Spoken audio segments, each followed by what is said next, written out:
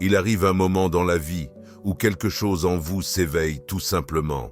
Ce n'est ni un bruit, ni une voix extérieure. C'est comme si une lumière s'allumait dans une pièce sombre de votre âme que vous ne saviez même pas qu'elle existait. Et soudain, tout change. Vous conduisez au travail sur le même trajet que d'habitude quand une étrange sensation vous saisit. C'est comme si vous viviez la vie de quelqu'un d'autre. Vous regardez autour de vous et vous vous demandez « Est-ce vraiment ce que je veux dans ma vie ?» Ou peut-être que vous êtes allongé dans votre lit, essayant de dormir, quand une question surgit dans votre tête comme par magie. Quel est le véritable sens de mon existence ? Ce ne sont pas des questions ordinaires, elles viennent d'un lieu beaucoup plus profond. Ce sont les premiers signes que quelque chose de plus grand s'éveille en vous, quelque chose qui dépasse la routine, au-delà de ce que vous avez toujours cru être normal. Des millions de personnes à travers le monde vivent la même expérience, et la plupart ne comprennent pas ce qui se passe. Certains l'ignorent, d'autres tentent de faire taire cette voix intérieure avec plus de travail, plus de distractions, plus de tout ce qui peut masquer ce malaise croissant. Mais vous êtes ici, vous êtes arrivé jusqu'à cette vidéo parce que quelque chose en vous reconnaît ce sentiment. Vous savez que vous n'êtes pas seul dans ce voyage étrange et en même temps fascinant qu'est l'éveil spirituel. L'éveil spirituel ne se produit pas du jour au lendemain, c'est un processus, un parcours avec des étapes bien définies. Savoir exactement où vous en êtes dans ce cheminement peut faire toute la différence entre des années de confusion et une transformation consciente et maîtrisée. Dans les prochaines minutes, vous découvrirez les 5 étapes de l'éveil spirituel. Plus important encore, vous saurez quelle étape vous traversez en ce moment et ce que vous devez faire pour avancer. Parce qu'une fois que vous comprenez la carte, le voyage devient beaucoup plus clair. Je vous promets une chose, si vous restez jusqu'à la fin de cette vidéo, vous ne vous sentirez plus jamais perdu dans ce parcours. Vous aurez une clarté sur où vous en êtes et où vous allez. Et cette clarté, elle change tout. Imaginez que vous êtes dans une forêt dense, ne sachant pas exactement où vous êtes ni où vous devez aller. Vous avez 2 choix. Errer au hasard, en espérant tomber par chance sur une issue, ou prendre une carte qui montre précisément votre position et le meilleur itinéraire. L'éveil spirituel fonctionne exactement de la même façon. Quand vous n'avez pas de carte, vous vous perdez, vous êtes confus, parfois même désespéré. Mais quand vous comprenez les étapes de ce voyage, tout devient clair. Ces 5 étapes ne sont pas une invention récente. Elles ont été observées depuis des millénaires par diverses traditions spirituelles à travers le monde. Les mystiques soufis en parlent, les maîtres bouddhistes comprennent cette progression et les chamans des Amériques connaissent depuis toujours ces cycles. La première étape est l'appel. C'est le moment où quelque chose en vous s'éveille et commence à remettre en question tout ce que vous pensiez savoir. La deuxième étape est la quête, quand vous cherchez des réponses partout où vous le pouvez. La troisième est la nuit noire de l'âme, le moment le plus difficile où tout semble s'effondrer. La quatrième est le véritable éveil, quand enfin la clarté arrive. Et la cinquième est l'intégration, quand vous apprenez à vivre cette nouvelle conscience dans la vie quotidienne. Chaque étape a ses propres défis, ses propres leçons et ses dangers. Sauter des étapes ne fonctionne pas. Forcer le processus le ralentit généralement davantage. Mais lorsque vous comprenez où vous en êtes, vous pouvez travailler avec le processus au lieu de lutter contre lui. La plupart des gens se retrouvent bloqués dans l'une des 3 premières étapes. Ils répondent à l'appel, mais ne savent pas comment y répondre. Ils entament la quête, mais se perdent dans une surcharge d'informations. Ou ils atteignent la nuit noire et abandonnent parce que personne ne leur a expliqué que cette phase est temporaire et nécessaire. Connaître ces étapes n'est pas juste une information intéressante, c'est un pouvoir. C'est la différence entre souffrir sans raison et grandir en conscience. C'est la différence entre des années de confusion et une transformation accompagnée. Beaucoup me demandent combien de temps dure chaque étape. La réponse est Ça dépend. Certaines personnes restent des mois dans la première étape, tandis que d'autres y passent des années. Certains traversent la nuit noire en quelques semaines, mais d'autres mettent des années à en sortir, tout en suivant le scénario que la société a écrit pour vous. Et puis, soudain, une question apparaît. Est-ce tout ce qu'il y a ? Cette question marque le début de la première étape de l'éveil spirituel, l'appel. C'est comme si quelque chose en vous se réveillait d'un profond sommeil et commençait à observer, à remettre en question ce qui jusqu'alors semblait normal. Pendant l'appel, vous commencez à ressentir un malaise inexplicable. Vous pourriez être au sommet de votre carrière, avoir une famille formidable et être financièrement à l'aise, mais quelque chose en vous murmure. Il doit y avoir plus que ça. Ce sentiment peut se manifester de différentes façons. Pour certains, c'est un malaise grandissant vis-à-vis de leur travail. Pour d'autres, c'est un sentiment de vide, même lorsque tout semble aller pour le mieux. Certains ont l'impression de jouer un rôle qui ne leur correspond pas vraiment. Les signes de cet appel sont assez spécifiques. On commence à remettre en question des croyances qu'on a toujours acceptées sans réfléchir. Pourquoi est-ce que je travaille autant ? Que se passe-t-il après la mort ? Existe-t-il quelque chose de plus grand que ce que je peux percevoir ? Quel est mon véritable but ici ? Beaucoup de personnes à ce stade commencent à se sentir déconnectées de leurs amis et de leur famille. Ce n'est pas qu'on ne les aime plus, mais les conversations sur le dernier épisode de la série à la mode ou les soucis de circulation paraissent trop futiles. Vous pourriez commencer à remarquer des coïncidences synchronistiques qui semblent porter une signification plus profonde. Vous pensez à quelqu'un et cette personne vous appelle. Vous avez une question en tête et trouvez la réponse dans un livre. Quelqu'un descend du bus. L'appel s'accompagne aussi d'une sensibilité accrue. Vous pourriez pleurer plus facilement, ressentir les énergies des personnes autour de vous ou avoir des rêves symboliques plus intenses. C'est comme si vos sens spirituels se réveillaient après des années d'endormissement. Mais voici le danger de ce premier stade. Beaucoup de gens essaient d'ignorer cet appel. Ils intensifient leur vie habituelle pour étouffer cette voix intérieure. Ils travaillent plus, sortent davantage, achètent plus et font tout pour éviter ces questions troublantes. Cela ne fonctionne pas. L'appel ne fait que s'intensifier quand on tente de l'ignorer. C'est comme essayer de maintenir une balle sous l'eau. À un moment donné, elle remonte à la surface avec force. La clé à ce premier stade est d'accepter qu'il y a un changement qui s'opère en vous. Vous n'avez pas besoin d'avoir toutes les réponses. Il suffit juste de reconnaître que ces questions sont légitimes et que vous méritez de creuser ces sujets plus profonds. L'appel est une invitation. La vie vous demande, êtes-vous prêt à découvrir qui vous êtes vraiment ? La réponse que vous donnez à cette invitation déterminera si vous franchissez l'étape suivante ou si vous continuez à lutter contre votre propre évolution. Deuxième étape, la quête désespérée. Après avoir accepté l'appel, quelque chose d'intéressant se produit. Vous devenez comme une éponge spirituelle.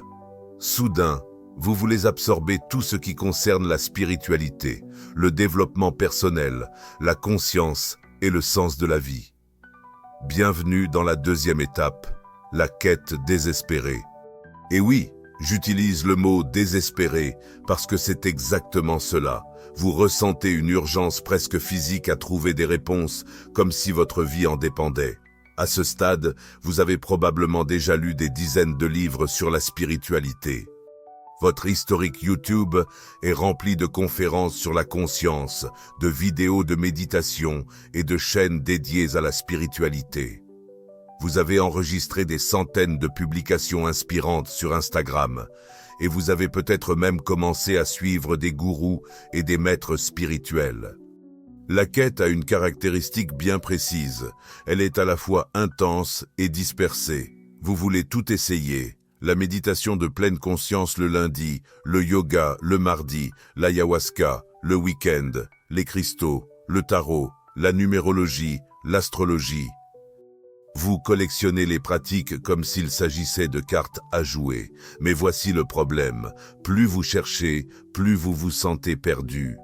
Chaque livre propose une approche différente, chaque gourou enseigne sa propre méthode, et chaque tradition spirituelle utilise un langage qui semble contredire les autres. Vous pourriez méditer selon le style tibétain le matin, lire sur le chamanisme à l'heure du déjeuner et regarder des conférences sur la physique quantique le soir, et, à la fin de la journée, vous vous sentez plus déconcerté qu'au début. La deuxième étape s'accompagne aussi d'un besoin compulsif de tout partager. Un autre symptôme classique de la quête est le syndrome de l'atelier. Vous enchaînez les cours, les retraites, toujours à la recherche de la technique ou de l'enseignement qui vous apportera enfin toutes les réponses. Vous pourriez dépenser beaucoup d'argent à ce stade, achetant des cours, des livres, des cristaux et des objets sensoriels censés accélérer votre croissance spirituelle. La vérité, c'est qu'au cours de votre quête, vous cherchez des réponses à l'extérieur de vous-même parce que vous n'avez pas encore compris qu'elles se trouvent à l'intérieur. Vous tentez de construire une identité spirituelle sans réaliser que la véritable spiritualité va bien au-delà des pratiques et des connaissances. Le danger de cette deuxième étape est de devenir accro à la quête elle-même. Certaines personnes passent des décennies à accumuler connaissances techniques et expériences sans jamais réellement s'engager dans une pratique. Elles deviennent des touristes spirituels, toujours en visite, mais jamais ancrés. Pour sortir de cette quête désespérée, vous devez saisir une chose fondamentale, moins c'est plus.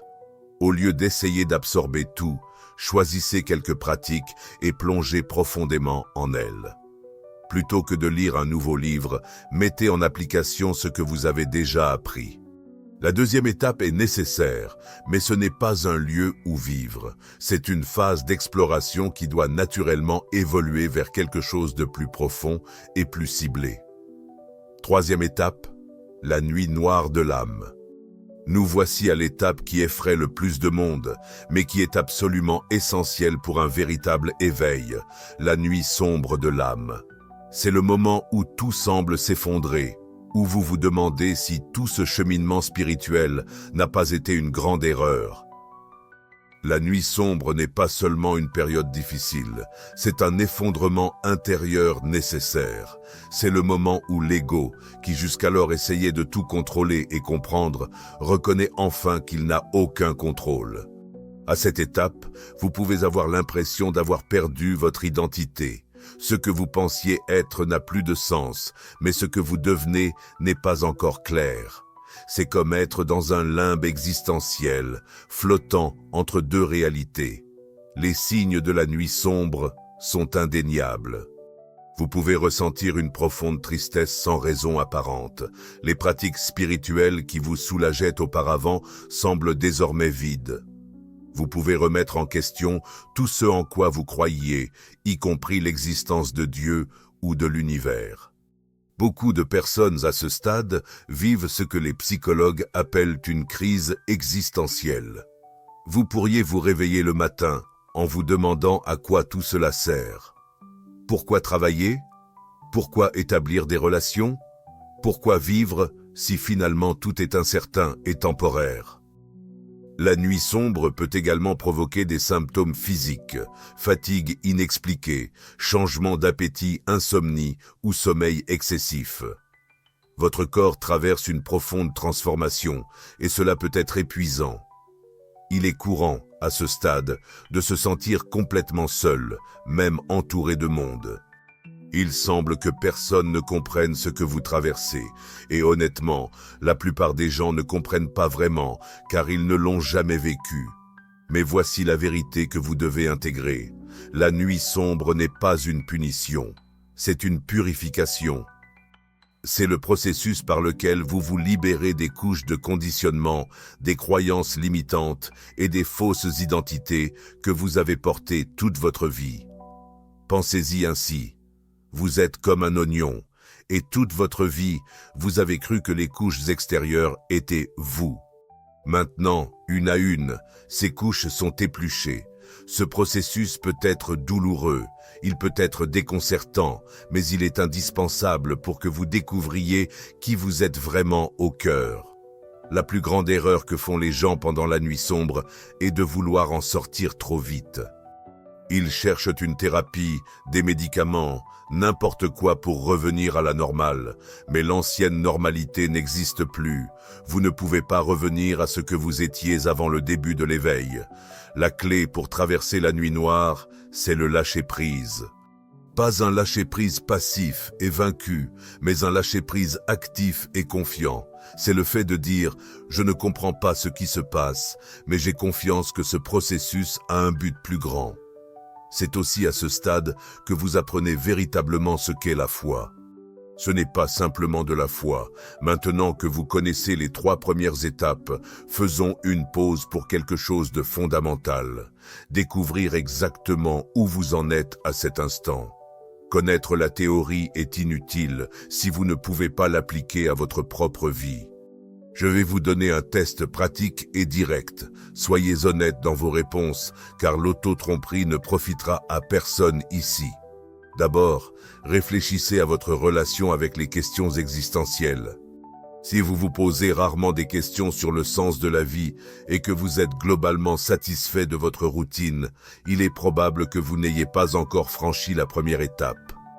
Mais si ces questions commencent à apparaître fréquemment ces derniers temps, vous êtes en train d'entendre l'appel. Deuxième indicateur, votre relation avec la connaissance spirituelle.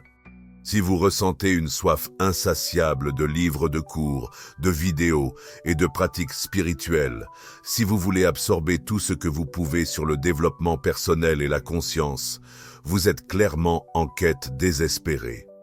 Maintenant, si vous avez déjà traversé cette phase intense de consommation d'informations, mais que dernièrement vous vous sentez vide, confus, ou que vous vous demandez si tout ce chemin spirituel a un sens, vous pourriez entrer ou être déjà dans la nuit noire de l'âme.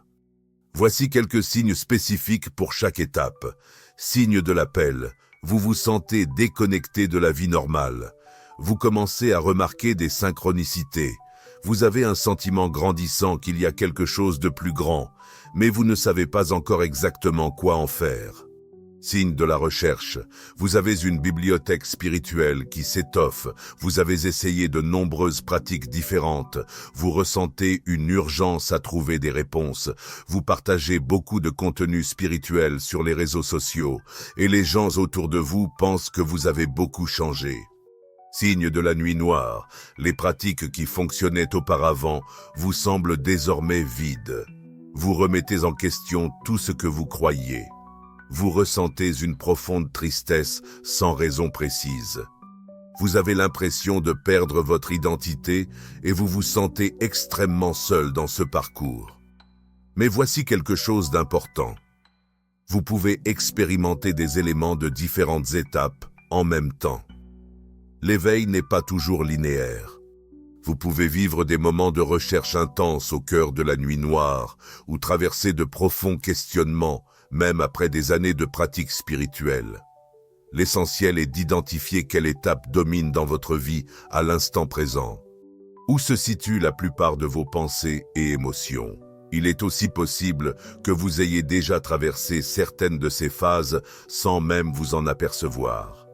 Beaucoup de personnes ont vécu leur nuit noire sous les traits d'une dépression ou leur phase de recherche mêlée à la thérapie et au développement personnel.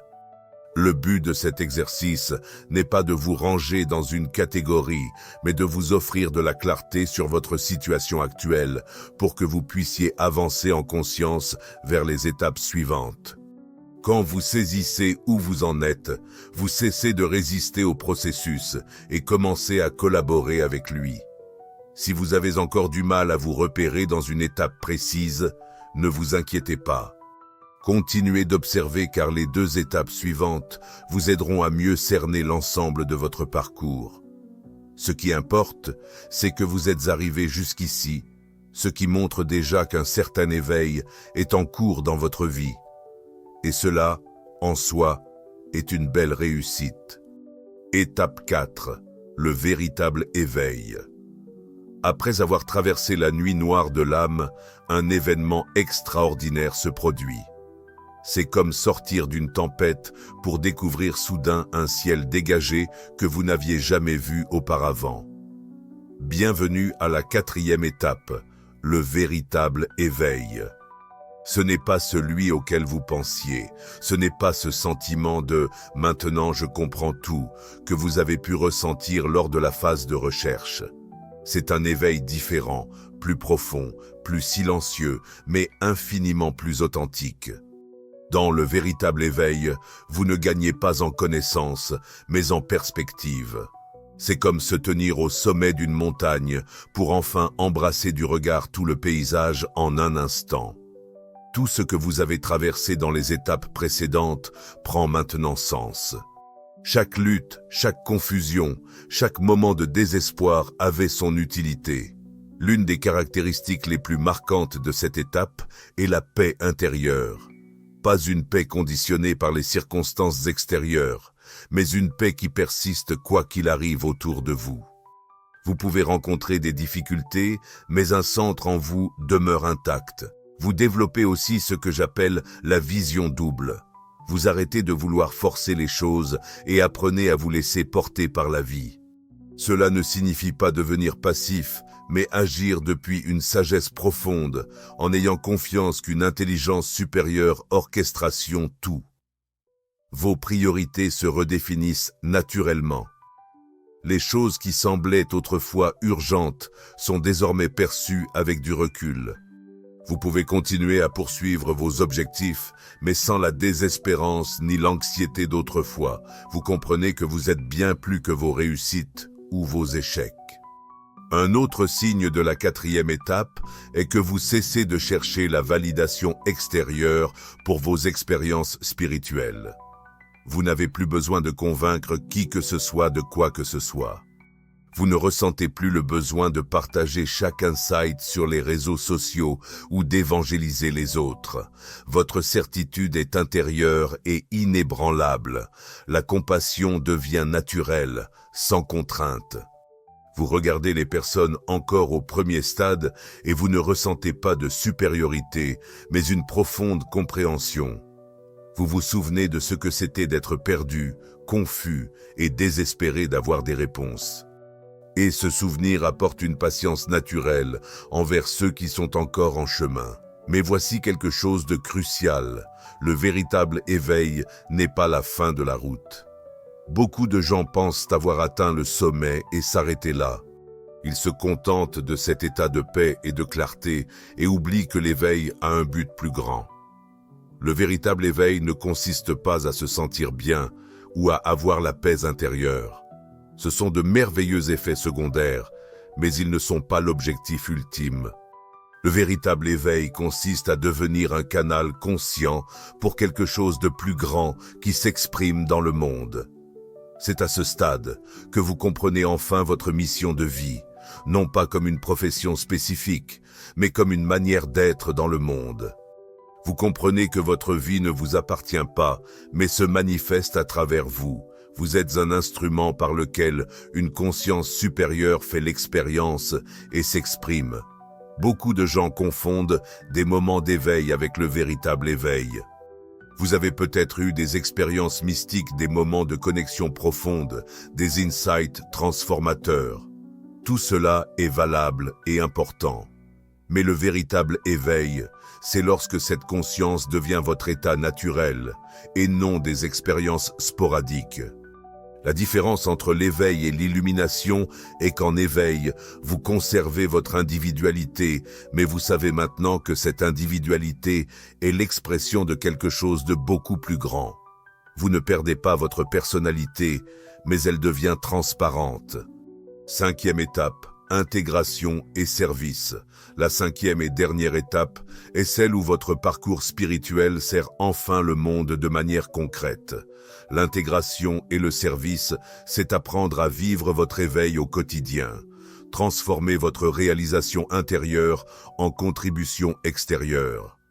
Cette étape répond à une question fondamentale. Maintenant que je me suis éveillé, que dois-je en faire? Parce que s'éveiller simplement pour s'asseoir en position du lotus à contempler l'univers n'est pas le but ultime. L'objectif est d'intégrer cette conscience élargie dans la vie quotidienne et de l'utiliser pour élever tout ce qui vous entoure. Lors de l'intégration, vous apprenez à être spirituel tout en payant vos factures, à méditer dans les embouteillages et à maintenir votre connexion au sacré tout en interagissant avec des personnes difficiles au travail. Vous découvrez qu'il n'y a pas de séparation entre la vie spirituelle et la vie quotidienne. Tout est un et identique. L'une des grandes caractéristiques de cette étape est que vous cessez de mener deux vies distinctes. Vous n'êtes plus une personne au travail et une autre lors d'une retraite spirituelle. Vous êtes vous-même, authentique et intégré à chaque contexte. Votre spiritualité n'est plus quelque chose que vous pratiquez, c'est quelque chose que vous êtes. Dans le service, vous comprenez que votre éveil n'était pas pour votre bénéfice personnel, c'était pour que vous puissiez devenir un agent de transformation dans le monde. Cela ne signifie pas nécessairement que vous deviendrez un gourou ou un enseignant spirituel. Cela signifie que votre simple présence, telle que vous êtes, élève les personnes et les situations autour de vous. Vous pourriez être un parent conscient élevant des enfants déjà nés avec une conscience supérieure. Vous pourriez être un professionnel qui apporte intégrité et compassion sur le lieu de travail. Vous pourriez être un ami qui offre des perspectives plus sages dans les moments difficiles. Le service à la 5e étape n'est ni forcé ni dramatique, c'est naturel, comme un arbre qui porte des fruits. Vous n'avez pas besoin de vous forcer à servir. Le service découle naturellement de votre manière d'être. Votre vie devient une offrande silencieuse au monde. À cette étape, vous comprenez que votre énergie influence tout ce qui vous entoure. Ainsi, vous prenez conscience de la fréquence que vous émettez. Vous ne laissez pas vos mauvaises humeurs contaminer l'environnement. Vous devenez un gardien de la qualité énergétique des espaces que vous occupez. L'intégration signifie aussi que vous cessez de fuir le monde pour vous connecter au spirituel. Vous trouvez le sacré dans le quotidien. Faire la vaisselle devient une méditation. Parler à votre voisin devient une pratique de compassion. Travailler devient un moyen de servir. Mais voici quelque chose d'important. Atteindre la 5e étape ne signifie pas que vous cessez de grandir. La croissance continue, mais maintenant, il ne s'agit plus d'acquérir quelque chose pour vous-même. Il s'agit de devenir un canal de plus en plus transparent pour quelque chose de plus grand qui s'exprime à travers vous. Les personnes en phase d'intégration et de service ne réalisent souvent même pas l'impact qu'elles ont. Elles ne cherchent pas à impressionner ou à transformer quelqu'un de manière consciente, mais leur présence authentique touche les gens d'une façon que les mots ne peuvent expliquer. Si vous vous demandez comment accélérer votre connexion avec ce but supérieur et élever votre fréquence énergétique pour servir de manière plus consciente, j'ai quelque chose de spécial à partager avec vous. Il existe une pratique ancienne qui peut complètement transformer votre vibration en seulement 21 jours, la gratitude consciente. Lorsque vous pratiquez la gratitude de manière systématique et consciente, vous reprogrammez littéralement votre fréquence énergétique. Vous passez d'une vibration de pénurie à celle d'abondance. Dans cette haute vibration, vous devenez un aimant pour les expériences et les opportunités alignées avec votre but supérieur. Si vous souhaitez maîtriser cette connexion avec l'univers et apprendre à manifester consciemment votre réalité, je vous invite au défi de pensée quantique, un programme de 21 jours où vous reprogrammez votre esprit, élevez votre vibration et débloquez votre plein potentiel énergétique. Pendant 3 semaines, vous aurez des pratiques quotidiennes pour transformer votre fréquence et commencer à attirer tout ce que vous désirez. Les premiers participants m'ont déjà envoyé des témoignages incroyables qui apparaissent dans leur vie. Êtes-vous prêts pour les vôtres aussi? Retrouvez-le dans le premier commentaire épinglé. Chaque parcours comporte ses dangers et l'éveil spirituel ne fait pas exception. Connaître ces pièges n'est pas pour vous effrayer, mais pour vous préparer. Lorsque vous savez où se trouvent les nids de poules sur la route, vous pouvez les éviter ou au moins les traverser en pleine conscience. À la première étape, l'appel, le plus grand danger est le déni. Beaucoup de gens ressentent cet appel, mais ont peur de le suivre parce que cela signifie quitter leur zone de confort. Ils essaient peut-être de faire taire cette voix intérieure avec plus de travail, davantage de distractions ou tout ce qui peut les divertir. Le problème est que plus vous ignorez l'appel, plus il devient fort, jusqu'à ce que la vie impose une crise pour vous obliger à prêter attention. Un autre danger de l'appel est ce que j'appelle la spiritualité du week-end. Vous reconnaissez qu'un changement a lieu, mais vous essayez de l'intégrer dans votre vie sans vraiment modifier quoi que ce soit. Vous assistez à des retraites de temps en temps, lisez quelques livres, faites des méditations, mais continuez à vivre exactement comme avant. Cela crée une fragmentation intérieure qui peut devenir très inconfortable. Dans cette quête désespérée, le principal danger est de se perdre dans l'information.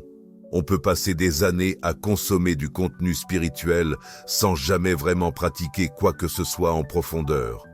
On devient un expert théorique en spiritualité, mais on ne fait jamais de véritables expériences de transformation.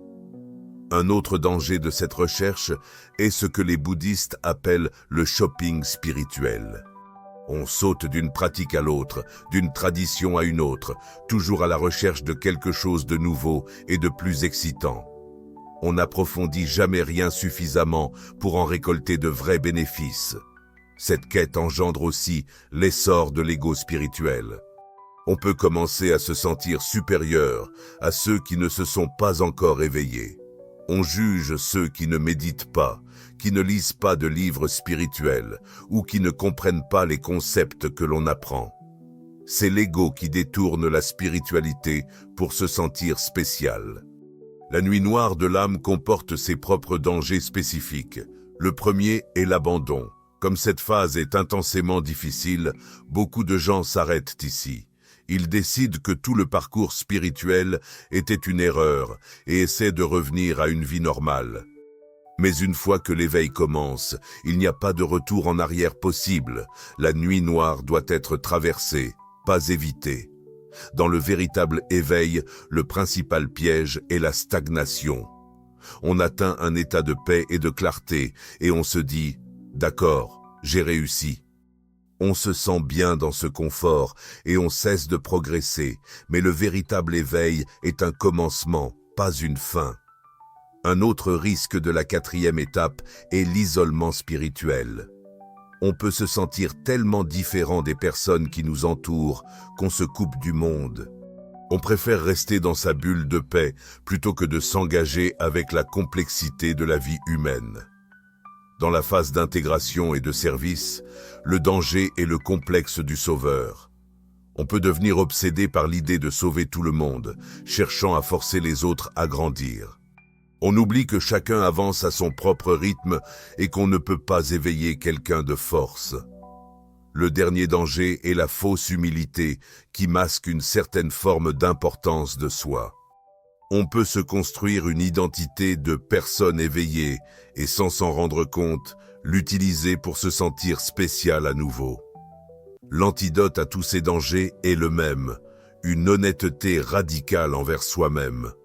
Chaque fois que vous remarquez que vous vous prenez trop au sérieux, que vous jugez les autres, ou que vous essayez de contrôler votre propre cheminement ou celui d'autrui, arrêtez-vous un instant et respirez. Souviens-toi, la véritable spiritualité est simple, humble et authentique. Maintenant que tu connais les étapes et les dangers, passons à ce qui compte vraiment. Comment accélérer consciemment ton évolution spirituelle? Car même si tu ne peux pas sauter d'étapes, tu peux certainement les traverser plus efficacement et avec moins de souffrance. La première chose à comprendre est que la résistance est ce qui ralentit le plus le processus. Chaque fois que tu luttes contre l'étape où tu te trouves, tu restes bloqué plus longtemps. La clé est l'acceptation active. D'accord, je suis à cette étape. Que peut-elle m'apprendre? Pour chaque étape, il existe des pratiques spécifiques qui accélèrent ton évolution. Si tu es dans la recherche d'appel, la pratique la plus importante est de cultiver le silence intérieur.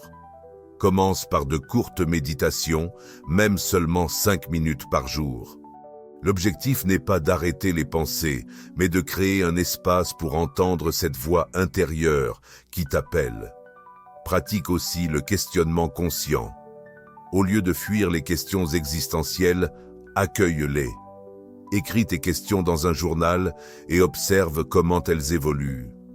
Si tu es dans la recherche désespérée, l'antidote est la concentration et la profondeur. Choisis au maximum 3 pratiques et engage-toi à les suivre pendant au moins 3 mois. Cela peut être la méditation, le yoga et la lecture contemplative, ou la prière, des promenades dans la nature et un journal réflexif. Ce qui compte, ce n'est pas ce que tu choisis, mais que tu choisisses et que tu approfondisses. De plus, arrête de consommer autant de contenu spirituel. Au lieu de lire un autre livre, pratique ce que tu as déjà lu. Au lieu de regarder une autre vidéo, réfléchis à ce que tu as déjà vu. La transformation vient de la pratique, pas de la consommation d'informations. Si tu es dans la nuit noire, la pratique principale est la reddition consciente. Cela ne signifie pas abandonner la vie, mais cesser d'essayer de contrôler un processus qui t'échappe. Développe une pratique de reddition quotidienne. Cela peut être par la prière, la méditation, ou simplement en disant « Je remets cette journée et fais confiance au processus ». Il est aussi essentiel d'avoir de la compassion pour toi-même durant cette phase. Traite-toi comme tu le ferais avec un ami cher.